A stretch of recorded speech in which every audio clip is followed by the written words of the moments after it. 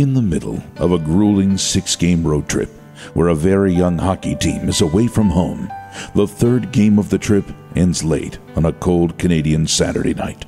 This is the only break on the trip, and the 3 days between games allow them the only break to get back home in their own beds for a couple of days before going back on the road. A scheduled commercial flight waits for them at Toronto's International Airport for the short flight home. They could be home by midnight. This plane departs on schedule, but without a single member of the hockey team. Back in the locker room, a vote is taken after the game was complete, and a unanimous decision is made by this young team to skip this flight and stay one more day. They make arrangements to check back into the hotel, and on a frozen Sunday morning, charter 2 buses that have no heat and begin a journey 2 hours straight north into a sparsely inhabited Canada, but where hockey is its passion. They arrive at their destination to the surprise of the team's general manager, who is there attending his father's wake.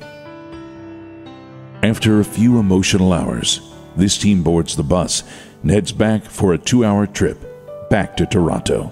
On the way, they ask the drivers to stop in a tiny Canadian town because they are hungry.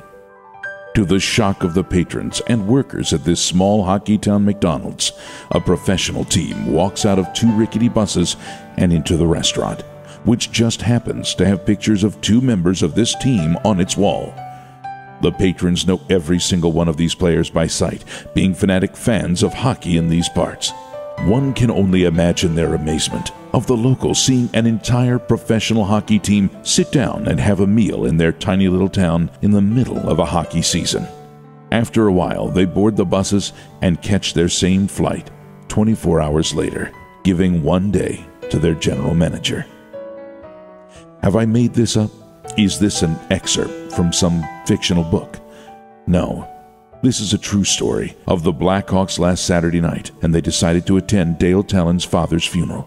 It's amazing that such a good story can be found nowhere on the internet and not even mentioned in the Chicago papers.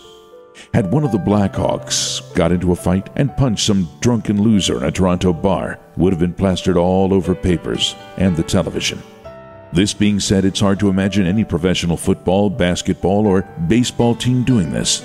But the members of the Blackhawks claim that any hockey team would have done this.